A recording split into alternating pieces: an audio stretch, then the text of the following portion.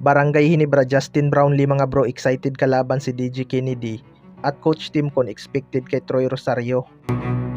So isa nga itong si Troy Rosario sa mga inaasahang makakatulong sa Barangay Hinebra mga bro upang makasungkit ulit ng kampyonato. Nakuha nga nila ito via free agent. Matagal na din palang inaabangan ni Coach Timcon itong si Troy Rosario. Kaya masaya nga itong si Coach Timcon na nasa poder niya na itong si Troy. Malaki nga daw ang expectation ni Coach Timcon kay Troy Rosario mga bro na mapupunan nito ang kakulangan nila sa center position. Hindi naman talaga pure center itong si Troy Rosario, pero hindi na nga nila kailangan mag small lineup kapag nagpapahinga si Japit Aguilar tulad last conference. Dahil nga sa tangkad ni Troy, pwede nga siyang magsintro kung wala si Japit Aguilar sa loob.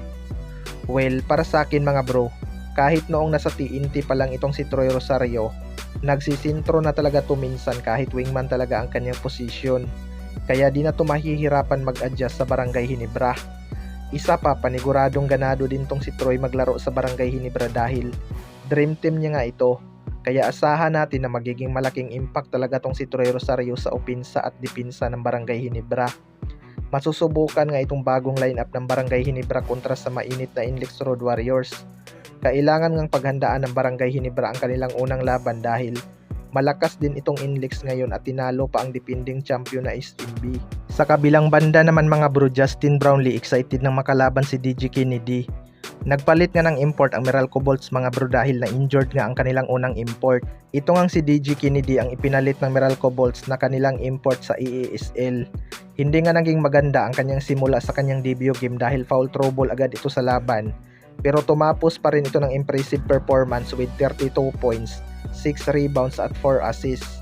Para sa mga hindi nakakaalam mga bro, teammate nga ito ni Justin Brownlee noong college. Gusto ngang makalaban din ni DJ Kennedy si Justin Brownlee mga bro. Pero ayon sa report ay pansamantalang import lang ito ng Meralco Bolts dahil kapag naka-recover na si Mitchell ay ibabalik nga agad ito ng Meralco Bolts. Pero kung magiging impressive naman ang kanyang mga numbers, baka mapapaisip na din ang Meralco Bolts kung ipagpatuloy na lang nila ito. Ayon nga kay Justin Brownlee mga bro ay excited na din daw siyang makalaban ang kanyang former teammate kapag nabigyan ito ng chance. Umaasa nga si Justin Brownlee na mag-cross ang kanilang landas. Pero malinaw naman na mas malaki na ang napatunayan ni Justin Brownlee kaysa sa kanya mga bro. Kaya liyamado pa rin si Justin Brownlee sa kanya. Pero sana lang talaga mga bro mangyayari ang kanilang match-up at makumbinsi ang Meralco Bolts sa kanyang performance para hindi na siya palitan ito. Hindi naman nila kailangan ng matangkad na import dahil marami naman silang center. Kaya abangan na lang natin. Kayo mga bro, ano masasabi nyo tungkol dito?